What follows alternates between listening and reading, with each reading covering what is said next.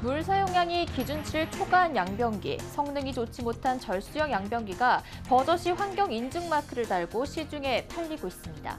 엉터리 환경 인증 마크의 문제점을 들여다봤습니다. LG화학과 하나케미칼 등이 대행 업체와 짜고 미세먼지 원인 물질 수치를 조작했다는 충격적인 실태가 드러났습니다. 서울 용산과 마포구 등 8개 자치구의 개별주택 456가구에서 공시가격 산정 오류가 발견됐습니다. 높은 분양가와 대출 규제로 청약통장을 사용하지 않고 누구나 접수할 수 있는 무순위 청약에 사람들이 몰리고 있습니다. 뉴스플러스 잠시 후 뵙겠습니다.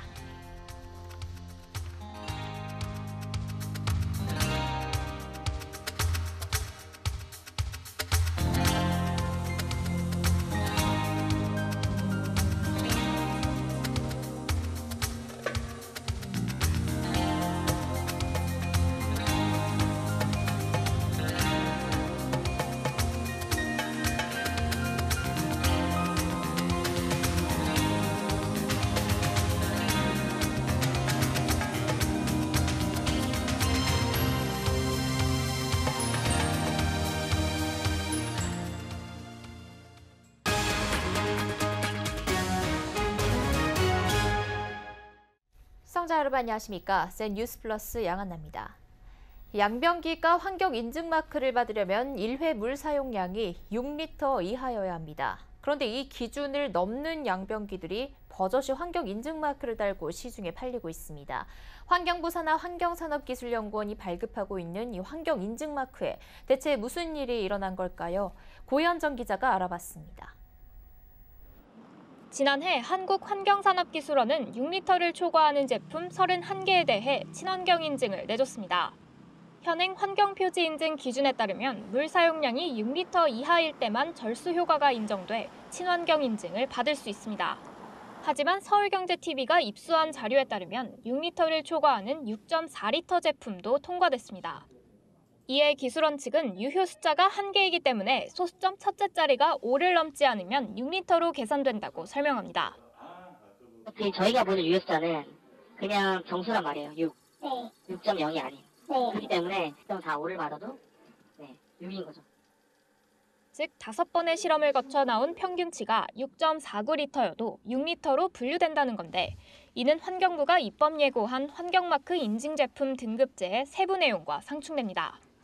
왜냐하면 환경부는 물 사용량이 5리터 초과 6리터 이하인 제품에 3등급을 부여하고 6리터 초과 제품에 대해서는 4등급을 줘 절수 설비가 아닌 것으로 보고 있기 때문입니다.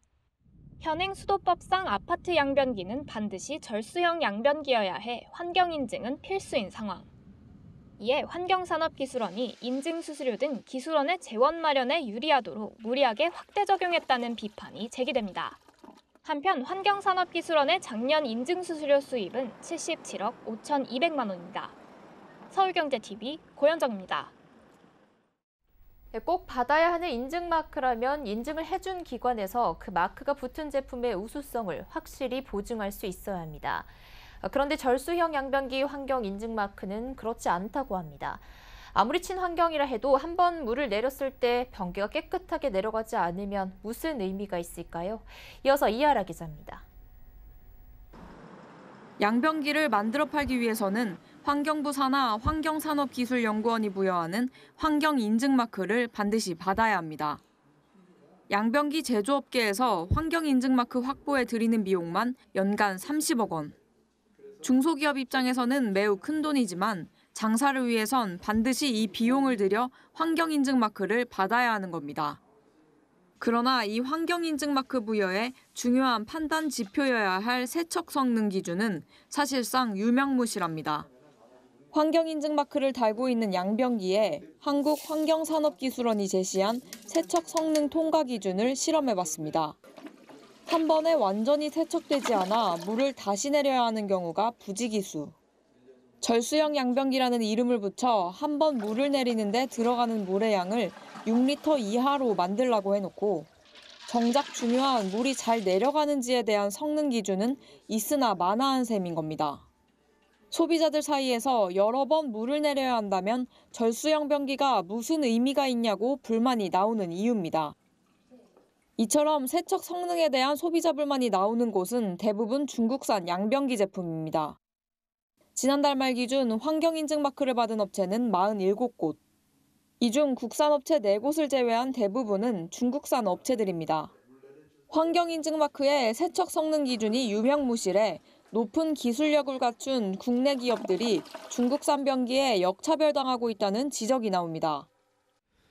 시간과 비용이 많이 들어가고 노력이 들어가야 되는데 그게 막상 됐는데도 불구하고 그렇지 않은 제품하고 동격을 취급을 받는다 그러면은 참 몇 빠진 거죠. 그래서 연간 30억 원을 들여 환경인증 마크를 받는 국산 양변기 업체들. 주무부처인 환경부와 환경인증 마크를 부여하는 한국환경산업기술원의 잘못된 태도 탓에 절수와 세척 성능 모두 우수한 제품을 생산하는 국내 기업들의 품질 개선 노력이 무색해지고 있습니다. 서울경제TV 이하라입니다. 네, 현행 환경인증제도의 내용과 운영상 문제점을 짚어봤는데요. 환경인증 마크보다는 기업들에게 직접 표시제를 하도록 하는 것이 사후 규제 방식이기 때문에 더 효율적이라는 의견이 나옵니다. 이를 통해 업계의 기술 혁신을 활성화하고 소비자의 알 권리도 제고할 수 있다고 합니다. 고현정 기자입니다. 건축주는 수돗물의 절약과 효율적 이용을 위해 절수 설비를 설치해야 한다. 이를 위반하면 수도법에 따라 300만 원 이하의 과태료가 부과되는 강제 조항입니다. 환경부 산하 한국환경산업기술원은 물 사용량 등 기준에 따라 절수형 양변기에 환경인증 마크를 부여하고 있지만 이처럼 실제 변기에는 아무런 표시가 없어 일반 시민들은 물 사용량을 알 길이 없습니다. 현행법에 절수 설비의 절수 등급을 표시할 수 있다고 되어 있어 사실상 표시하지 않아도 그만이기 때문입니다. 실제 업계에서는 환경인증마크 확보에 들이는 시간은 약 3개월가량, 비용은 연간 20-30억 원에 달하는 상황입니다. 이에 업체들이 양변기의 물 사용량이나 세척 성능 등을 직접 제품에 자율 표시하도록 하고 정부가 사후 검사하도록 규제를 완화해야 한다는 목소리가 나옵니다. 모든 것을 정부가 주관해서 하려고 그러면은 소위 말해서 비전문가가 전문가를 끌고 간다는 얘기가 될 수도 있잖아요. 사실상 소비자들이 내가 사용하고 있는 제품을 구별할 수 있으면 한눈에 구별할 수 있으면 가장 좋은 방법이죠. 그래야 선택을 할 수 있을 테니까.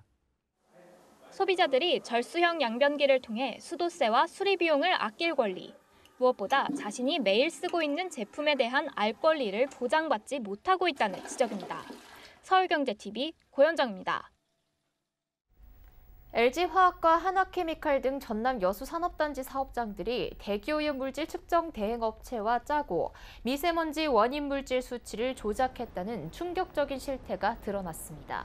환경부와 영산간유역환경청은 미세먼지 원인 물질인 먼지와 황산화물 등의 배출량을 조작한 4곳의 측정 대행업체와 측정을 의뢰한 사업장 235곳을 적발했다고 밝혔습니다.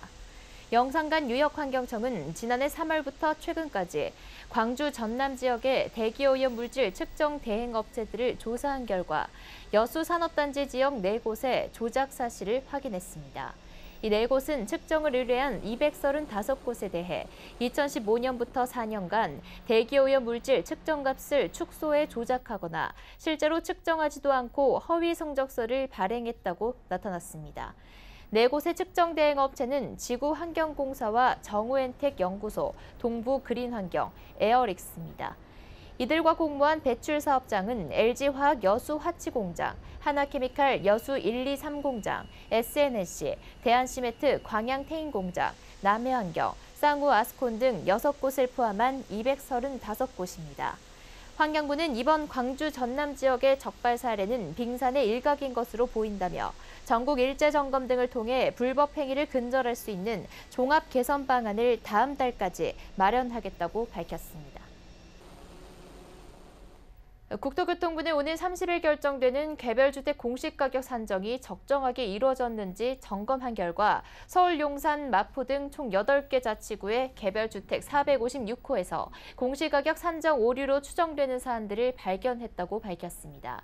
지난 1월 말 국토부와 한국감정원이 산정 발표한 새 표준주택 공시가를 근거로 이후 지자체가 나머지 개별 단독주택 공시가를 조정했지만 일부 주택의 경우 인상률이 표준주택과 비교해 크게 낮다는 지적에 따라 조사를 벌인 결과입니다.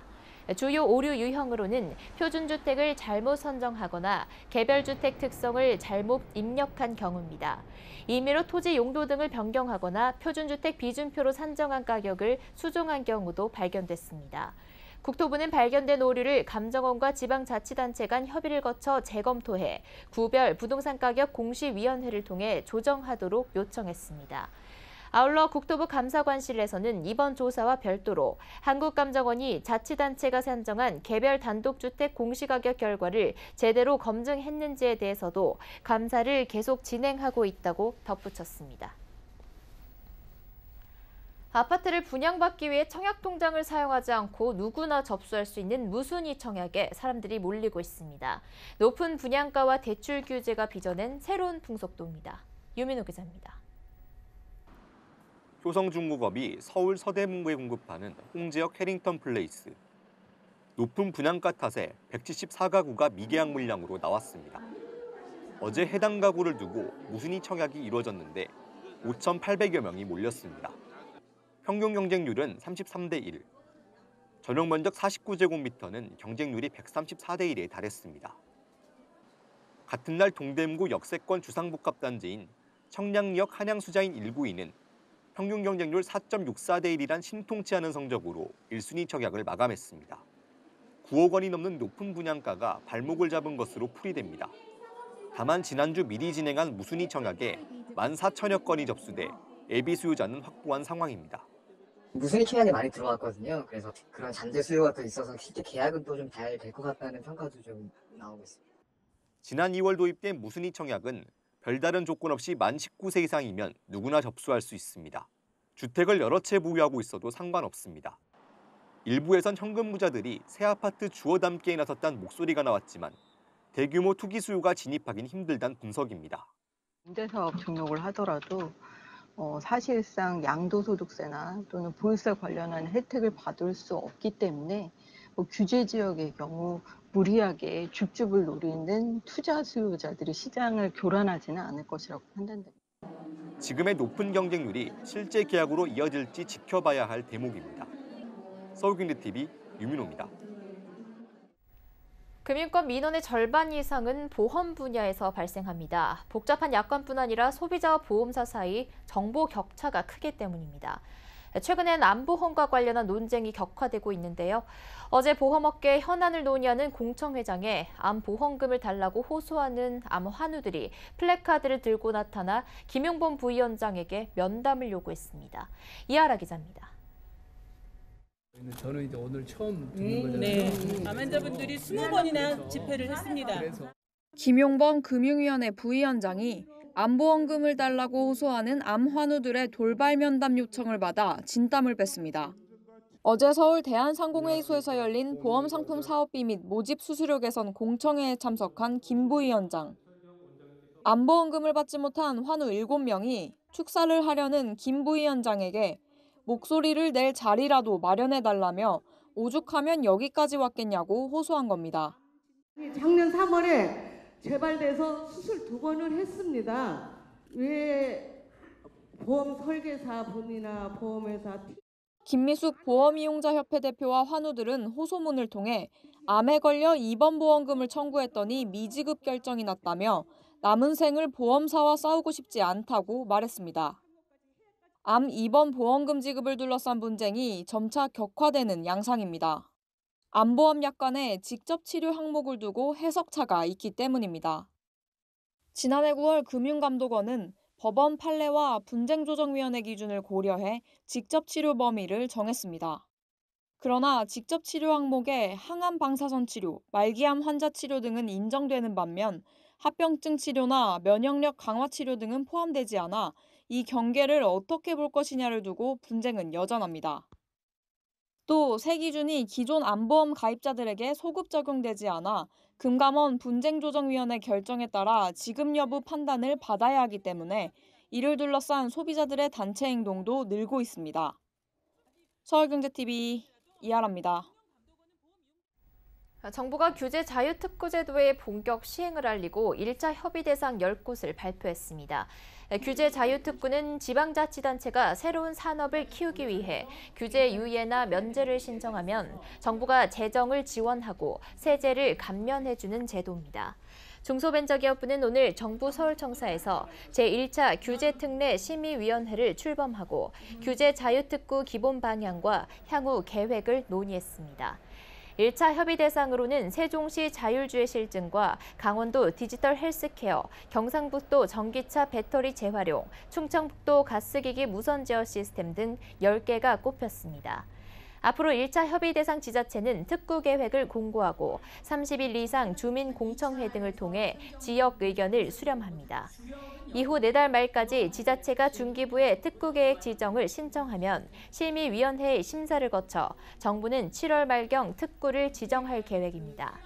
심의위원장인 박영선 중기부 장관은 규제 자유특구 지정 절차에 있어 정부위원회 협조와 민간위원회 적극 참여가 중요하다며 지자체가 적극적으로 노력해야 하고 정부도 컨설팅 등 필요한 지원을 아끼지 않을 것이라고 말했습니다. 금융위원회가 금융규제 샌드박스를 통해 출시할 9건의 혁신 금융 서비스를 발표했습니다. 권대영 금융혁신기획단장은 오늘 서울정부청사에서 브리핑을 열고 지난 8일 혁신심사위원회 심사를 통해 우선심사 대상 19건 중 9건을 혁신 금융 서비스로 지정했다고 밝혔습니다. 심사 기준은 혁신성과 소비자의 편익, 소비자 보호 방안 등입니다. 권 단장은 최종구 금융위원장이 핀테크 업체들을 위해 신청 단계에서부터 컨설팅을 강화해달라고 강조했다고 덧붙였습니다. 혁신 금융 서비스로 선정된 9건은 알뜰폰을 통한 은행의 금융통신 결합 서비스, 블록체인을 활용한 P2P 방식 주식 대차 중개, 해외 여행자 보험 계약 시 온오프 방식의 보험 가입 해지 서비스 등입니다. 금융위는 해당 서비스를 제공하기 위해 관련 법령과 제도 개선 등을 검토하며 특례 적용된 규제는 테스트 경과 등을 고려해 문제가 없다고 판단되면 규제 혁신이 추진됩니다. 한편 남은 10건의 우선심사 대상에 대해서는 오는 22일 제3차 혁신금융심사위원회와 다음 달 2일 금융위원회를 거쳐 지정 여부를 확정합니다. 국내 백화점 매출 규모가 사상 처음으로 30조 원 벽을 돌파했습니다. 지난 2009년 20조 원의 문턱을 넘어선 지 9년 만입니다. 유통업계에 따르면 작년 국내 백화점 매출액은 전년보다 2.3% 늘어난 약 30조 원으로 잠정 집계됐습니다. 2000년대 초반까지 고속 성장을 거듭하던 국내 백화점 시장은 최근 3, 4년간 경기 침체와 소비 트렌드 변화, 강화된 유통 규제 등 영향으로 정체기에 접어들었습니다. 특히 매출은 2012년 이후 6년 연속 29조 원대에 머물면서 30조 원 돌파가 쉽지 않을 것처럼 보였습니다. 작년에도 롯데와 현대, 신세계 등 이른바 빅3 백화점의 신규 출점이 중단되고 일부 저수익 점포에 대한 줄폐점까지 이어지며 전망이 낙관적이지 못했습니다. 하지만 극심한 미세먼지 영향으로 공기청정기 등 고가의 가전제품 매출이 급증하고 고소득층이 즐겨 찾는 명품 매출이 크게 늘어 사상 처음으로 30조 원을 넘어섰습니다.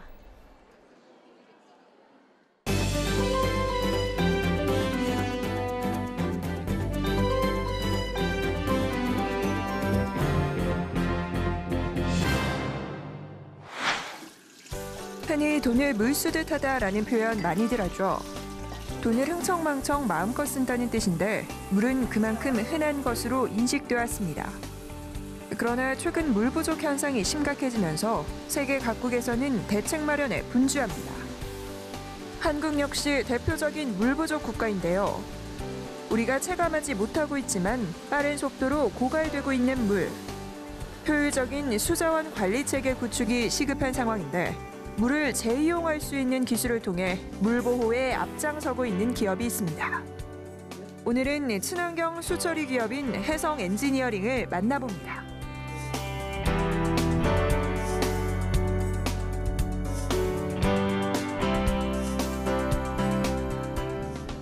까맣게 오염된 물.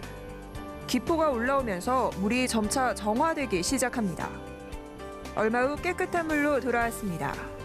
해성 엔지니어링의 고도 산화 처리 기술을 통해 구현해낸 결과입니다.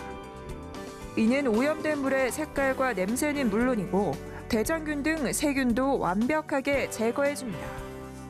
물 속의 어떤 유기물질, 그다음에 뭐 색도, 냄새, 바이러스, 대장균들을 처리하는 그러한 기술이라고 보면 되겠습니다. 도심지 내에서의 실질적인 물순환 시스템이라고 보면 되겠죠. 해성 엔지니어링은 이처럼 독자적인 기술을 통해 중수도 기술을 발전시키고 있습니다. 중수도는 한 번 사용한 물이나 그냥 흘려보내는 빗물 등을 정수해 재사용하는 건데 화장실 세정수, 청소수, 조경 영수 등에 활용됩니다. 경기도 용인시에 위치한 흥덕 IT밸리. 40층에 달하는 건물에 500여 개의 기업이 들어와 있고 상주 인원만 700여 명에 달합니다. 하루 사용하는 물 사용량이 클 수밖에 없는데 용인시에서는 중수도 설비 설치를 통해 쓰고 난 물을 재사용해 물 보호에 앞장서고 있습니다. 실제 이곳은 근처의 하수종말 처리장에서 1차 처리한 물을 끌어와 다시 한번 정화해 화장실 변기 세정수, 건물 청소용수로 사용하고 있습니다. 하루 이렇게 사용되는 물이 370톤에 달하는데 환경보호는 물론이고 상수도보다 저렴해 물값도 절약할 수 있습니다. 지금 상수요금이 한 1,600원 정도 하는데요. 저희 같은 경우 지금 900원대 지금 공급받고 있고요. 공동요금에 대해서 상당히 부담감을 느끼고 있는데 이번에 중수도 사용하면서 그 비용에서도 많이 절감이 될 것 같습니다. 이게 중수도물인지 아니면 상수물인지 구분할 수 없을 정도로 깨끗하고요. 뭐 냄새라든지 아니면 탁도 이런 것도 상당히 상수만큼 좋은 거로 지금 확인이 되고 있고. 성균관 수원 캠퍼스. 대학교 역시 물 이용이 상당히 많은 시설 중 하나인데 이곳 역시 중수도 설비를 설치해 하루 600톤의 물 절약에 나섰습니다. 학교 내 폐수 처리장에서 처리해 버려졌던 물을 한 번 더 정화해 배관을 통해 대학 내 건물들에 공급하고 있습니다. 재이용 시설이 받아 다시 정화해 대학 내 건물로 공급합니다. 화장실은 물론이고 잔디밭의 조경수, 연구시설의 냉각수 등으로 이용되고 있습니다. 이처럼 해성 엔지니어링의 기술은 대학교와 산업단지, 관공서 등 다양한 곳에서 사용되며 강소기업으로의 입지를 공고히 하고 있습니다. 특히 환경에 대한 관심이 전 세계적으로 커지고 있는 만큼 미래가 더 기대되는 기업입니다. 저희가 작년에는 한 80억을 했고요. 아마 올해는 좀 한 160억 정도로 급성장할 것 같습니다. 뭐 지금 막 성장하는 도시들 있잖아요. 뭐 중국, 베트남, 신흥 국가들이 도시를 많이 개발을 해요. 그럼 그 도시 개발하는데 저희 시스템이 뭐 한두 대가 아니고 몇백 개씩 나갈 수가 있겠죠. 그럼 수출의 길을 크게 열릴 수가 있겠고요. 그냥 흘려보내는 빗물과 호수를 다시 사용할 수 있는 귀중한 자원으로 탈바꿈시킨 해성 엔지니어링. 재사용하는 물에 대한 인식을 바꿔 국내를 넘어 해외로 바쁜 걸음을 재촉하고 있습니다. 서울경제TV 김혜영입니다. 간편결제 서비스의 작년 이용 금액이 80조 원을 넘어선 것으로 나타났습니다. 금융감독원이 공개한 간편결제 서비스 현황 자료에 따르면 작년 말 기준 간편결제 서비스의 전체 결제 금액은 약 80조 1천억 원으로 집계됐습니다. 간편결제가 본격화하기 시작한 2016년 사용액이 약 27조 원이었던 것과 비교하면 3배 수준으로 급증한 겁니다. 이용 건수 역시 23억 8천만 건으로 2년 전에 약 3배 수준으로 성장했고 전체 가입자 수는 중복 가입을 포함해 1억 7천만 명으로 집계됐습니다. 간편결제란 신용카드나 계좌번호와 같은 결제 정보를 모바일 기기나 PC에 미리 등록하고서 간단한 비밀번호 입력이나 지문 인식만으로 상품 서비스 구매를 완료할 수 있게 만든 결제 방식입니다. 뉴스 플러스 여기까지입니다. 시청해주신 여러분 고맙습니다.